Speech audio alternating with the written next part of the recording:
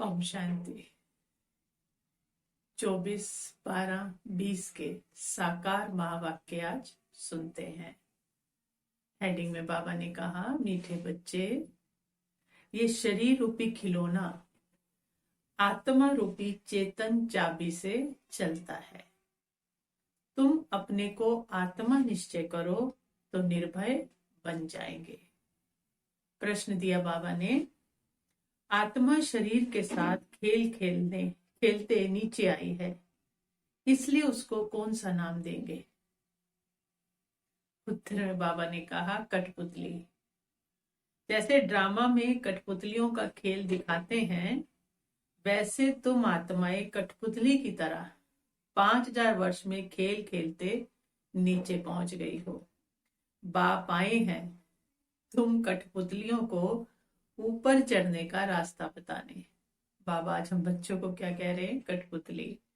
तो बाप आए हैं तुम कठपुतलियों को ऊपर चढ़ने का रास्ता बताने। अब तुम श्रीमत की चाबी लगाओ तो ऊपर चले जाएंगे। गीत है, महफिल में जल उठी शमा परवानों के लिए। ओम शांति। रूहानी बाप रूहानी बच्चों को श्रीमत देते हैं। कभी कोई की चलन अच्छी नहीं होती तो माँ बाप कहते हैं, तुमको शल ईश्वर मत देवे। बेचारों को ये पता ही नहीं कि ईश्वर सचमुच मत देते हैं। सिर्फ कहने की बात नहीं है, सचमुच देते हैं। अभी तुम बच्चों को ईश्वरीय मत मिल रही है, अर्थात रूहानी बाप बच्चों को श्रेष्ठ मत दे रहे हैं, श्रेष्ठ बनने के लिए। अभी तुम समझते हो हम श्रेष्ठ से श्रेष्ठ बन रहे हैं। बाप हमको कितनी ऊंच मत दे रहे हैं, हम उनकी मत पर चलकर मनुष्य से देवता बन रहे हैं। तो सिद्ध होता है मनुष्य को देवता बनाने वाला वही बाप है। सिख लोग भी गाते हैं, मनुष्य से देवता किए करत ना लाकीवार। तो जरूर मनुष्य से देवता बनाने की मत देते हैं। उनकी महिमा भी गाई हुई है, एक ओंकार सतनाम। तुम सब निर्भय हो जाते हो, निर्भय भी कहते हैं ना उसमें। तो तुम सब क्या हो जाते हो? निर्भय हो जाते हो। अपने को आत्मा समझते हो ना, कोई भय नहीं होता आत्मा का, क्योंकि आत्मा अजर अमर अविनाशी है। तो जब अविनाशी है तो मरने का डर खत्म हो जाता है। आत्मा को कोई भय नहीं रहता है। बाप कहते हैं निर्भय बनो। भय फिर काहे का? तुमको कोई भय नहीं है। तुम अपने को घर बैठे भी बाप की श्रीमत लेते रहते हो। अब श्रीमत किसकी है, कौन देते हैं, ये बातें गीता में तो है नहीं। अभी तुम बच्चे समझते हो, बाप कहते हैं तुम पतित बन गए हो, अब पावन बनने के लिए मामेकम याद करो। ये पुरुषोत्तम बनने का मेला संगम युग पर ही होता है। बहुत आकर श्रीमत लेते हैं। इसको कहा जाता है ईश्वर के साथ बच्चों का मेला। ईश्वर भी निराकार है, बच्चे भी निराकार है, आत्माएं भी निराकार है। हम आत्मा है, ये पक्की पक्की आदत डालनी है। जैसे खिलौने को चाबी दी जाती है तो डांस करने लग पड़ते हैं ना, तो आत्मा भी शरीर रूपी खिलौने की चाबी है। आत्मा इनमें ना हो तो कुछ भी कर ना सके। शरीर कर सकता है कुछ, बोल सकता है, देख सकता है, कुछ नहीं कर सकता। तुम हो चेतन खिलौने।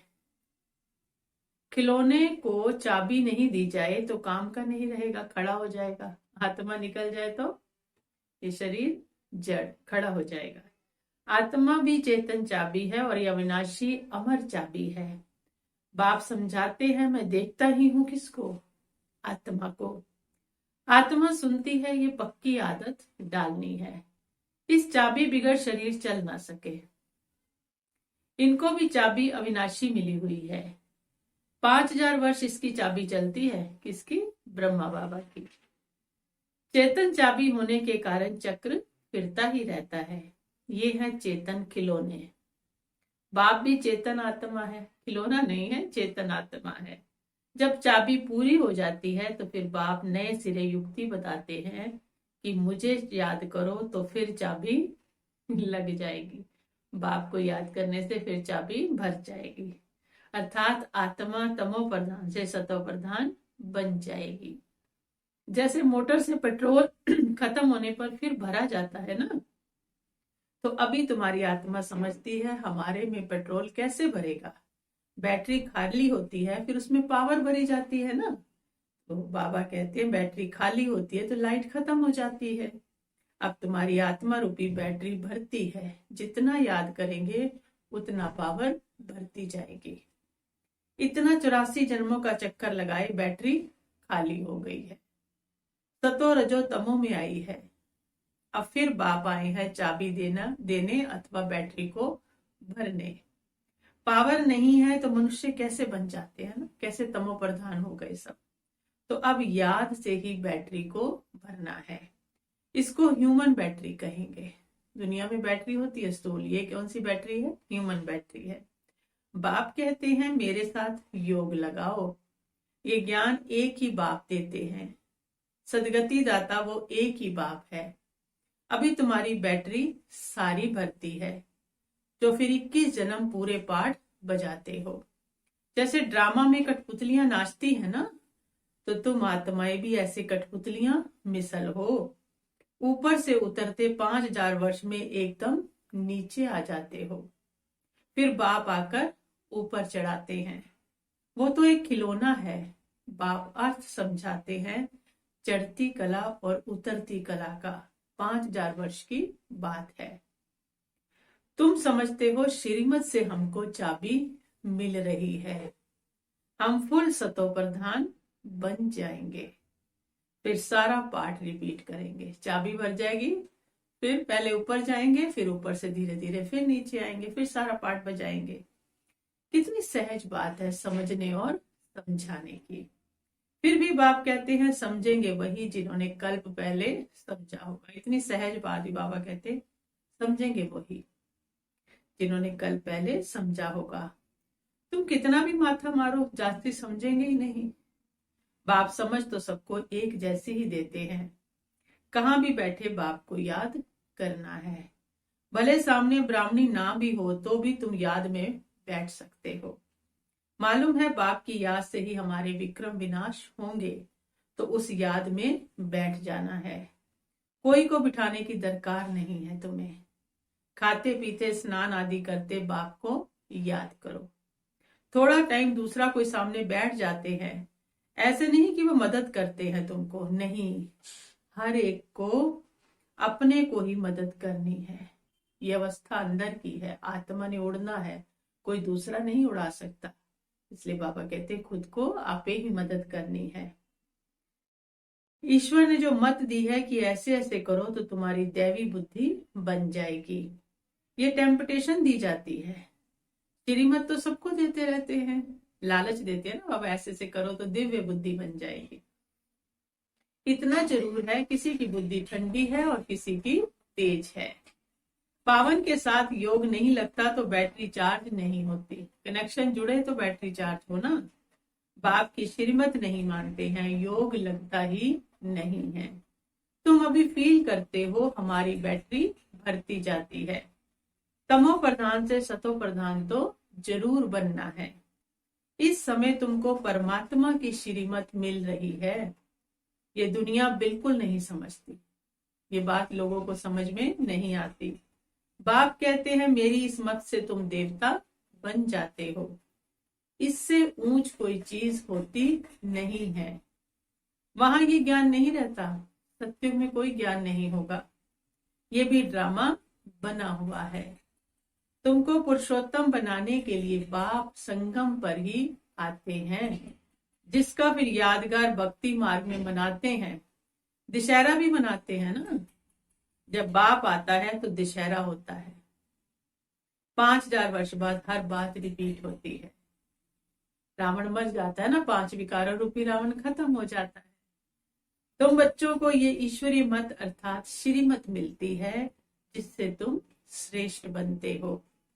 तुम्हारी आत्मा सतो प्रधान थी, वो उतरते उतरते तमो प्रधान भ्रष्ट बन जाती है। फिर बाप बैठ ज्ञान और योग सिखलाकर सतो प्रधान श्रेष्ठ बनाते हैं। बतलाते हैं तुम सीढ़ी नीचे कैसे उतरते हो। ड्रामा चलता रहता है। इस ड्रामा के आदि मध्य अंत को कोई भी जानता नहीं है। बाप ने समझाया है, अब तुमको स्मृति आई है ना। हर एक के जन्म की कहानी तो सुना नहीं सकेंगे, लिखी नहीं जाती जो पढ़कर सुनाई जाए। ये बाप बैठ समझाते हैं। अभी तुम सो ब्राह्मण बने हो, फिर सो देवता बनना है। बाप ने समझाया है, ब्राह्मण देवता क्षत्रिय 3 धर्म में स्थापन करता हूं। अभी तुम्हारी बुद्धि में है हम बाप द्वारा ब्राह्मण वंशी बनते हैं, फिर सूर्यवंशी और चंद्रवंशी बनेंगे। जो नापास होते हैं वो चंद्रवंशी बन जाते हैं। किसमें नापास? बाबा पूछते हैं किसमें नापास? योग में। नापास कहाँ होते हैं? योग में। ज्ञान तो बहुत सहज समझाया जाता है। कैसे तुम 84 का चक्र लगाते हो। मनुष्य तो 84 लाख कह देते हैं, तो कितना दूर चले गए हैं। अभी तुमको मिलती है ईश्वरीय मत। ईश्वर तो आते ही एक बार है, तो उनकी मत भी एक बार ही मिलेगी ना, बार बार थोड़ी मिलेगी। एक देवी देवता धर्म था, जरूर उनको ईश्वरीय मत मिली थी। उनके आगे तो हुआ संगम युग। बाप आकर दुनिया को बदलाते हैं। तुम अब बदल रहे हो। इस समय तुमको बाप बदलाते हैं। तुम कहेंगे कल्प कल्प हम बदलते आए हैं। बदलते ही रहेंगे। बाबा हर कल्प आते रहेंगे, हमें बदलाते रहेंगे और हम बदलते रहेंगे। ये चेतन बैटरी है ना, वह है जड़। दुनिया में जो हम वैसे बैटरी है वो स्थूल बैटरी जड़ है।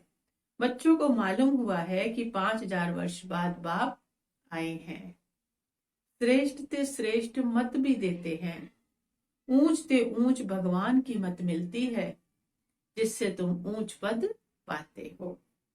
तुम्हारे पास जब कोई आते हैं तो बोलो तुम ईश्वर की संतान हो ना। ईश्वर शिव बाबा है। शिव जयंती भी मनाते हैं, वो है सदगति दाता।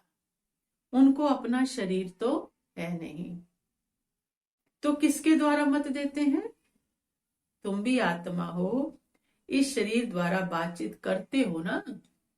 शरीर बिगर आत्मा कुछ कर ना सके, तो निराकार भी बाप आए कैसे? कैसे आए? गायन भी है ना, रथ पर आते हैं। फिर कोई ने क्या बैठ बना दिए, बैल बना दिए, क्या क्या बना दिए। त्रिमूर्ति भी सूक्ष्म वतन में बैठ दिखाया है।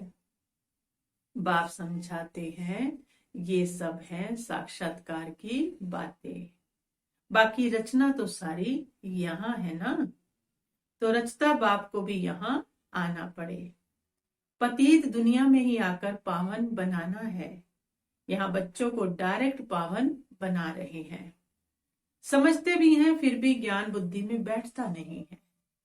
कोई को समझा नहीं सकते, कई किसी को समझा नहीं सकते। श्रीमत को उठाते नहीं तो श्रेष्ठ से श्रेष्ठ बन नहीं सकते। जो समझते ही नहीं वो क्या पद पाएंगे? बाबा कह रहे जितना सर्विस करेंगे उतना ऊंचा पद पाएंगे। बाप ने कहा है हड्डी हड्डी सर्विस में देनी है, ऑलराउंड सर्विस करनी है। बाप की सर्विस में हम हड्डी देने को भी तैयार हैं। बहुत बच्चियां तड़पती रहती हैं सर्विस के लिए। बाबा हमको छुड़ाओ तो हम सर्विस में लग जाएं, जिससे बहुतों का कल्याण हो। सारी दुनिया तो जिस्मानी सेवा करती है, उससे तो सीढ़ी नीचे ही उतरते आए हो।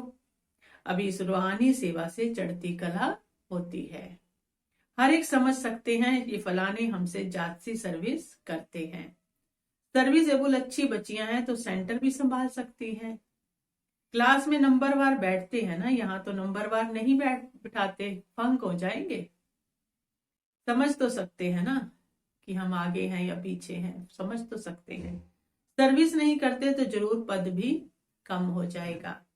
पद नंबरवार बहुत है, परंतु वो है सुखधाम और ये है दुखधाम। नंबरवार वहां भी होंगे पद, पर बाबा कहते दुख नहीं है। ये तो है ही क्या, दुखधाम। चाहे ऊंचा पद है चाहे नीचा, वहां बीमारी आदि कोई होती ही नहीं। बुद्धि से काम लेना पड़ता है। समझना चाहिए कि हम तो बहुत कम पद पा लेंगे, क्योंकि सर्विस तुम करते नहीं है। सर्विस से ही पद मिल सकता है। अपनी जांच करनी चाहिए। हर एक अपनी अवस्था को जानते हैं। मम्मा पापा भी सर्विस करते आए हैं, अच्छे अच्छे बच्चे भी हैं, भले नौकरी में भी हैं, उनको कहा जाता है हाफ पे पर भी छुट्टी लेकर जाए, सर्विस करो, हर्जा नहीं है, आधी तनख्वाह ले लो लेकिन सर्विस करो। जो बाबा की दिल पर सोताउसी तख्त पर बैठते हैं, नंबरवार पुरुषार्थ अनुसार, ऐसे ही विजय माला में आ जाते हैं। अर्पण भी होते हैं, सर्विस भी करते हैं। कोई तो भले अर्पण होते हैं, सर्विस नहीं करते तो पद कम हो जाएगा। अर्पण हो गए, समर्पित हो गए, लेकिन सर्विस नहीं करते तो बाबा कहते पद कम हो जाएगा। ये राजधानी स्थापन होती है श्रीमत से, ऐसा कभी सुना? अथवा पढ़ाई से राजाई स्थापन होती है, ये कभी सुना, कभी देखा कि पढ़ाई से राजाई स्थापन हो जाए? हाँ, दान पुण्य करने से राजा के घर जन्म ले सकते हैं, बाकी पढ़ाई से राजाई पद पाए ऐसा तो कभी सुना नहीं होगा। पहले तो कभी नहीं सुना था, किसी को पता भी नहीं। बाप समझाते हैं, तुमने ही पूरे 84 जन्म लिए हैं, तुमको अब ऊपर जाना है बहुत इजी। तुम कल्प कल्प समझते हो नंबरवार पुरुषार्थ अनुसार। बाप याद प्यार भी नंबरवार पुरुषार्थ अनुसार देते हैं। बहुत याद प्यार उनको देंगे जो सर्विस में हैं। तो अपनी जांच करनी है कि मैं दिल पर चढ़ा हुआ हूं, माला का दाना बन सकता हूं। अनपढ़े जरूर पड़े हुए के आगे भरी ढोएंगे। बाप तो समझाते हैं बच्चे पुरुषार्थ करें, परंतु ड्रामा में पाठ नहीं है तो फिर कितना भी माथा मारो चढ़ते ही नहीं है, कितना भी समझाओ चढ़ते ही नहीं है। कोई ना कोई ग्रहचारी लग जाती है। देह अभिमान से फिर और विकार आते जाते हैं। मुख्य कड़ी बीमारी देह अभिमान की है। सत्युग में देह अभिमान का नाम भी नहीं होगा, वहां तो है ही तुम्हारी प्रारब्ध। ये यहां ही बाप समझाते हैं, और कोई ऐसी श्रीमत देते नहीं कि अपने को आत्मा समझ मामेकम याद करो। ये मुख्य बात है।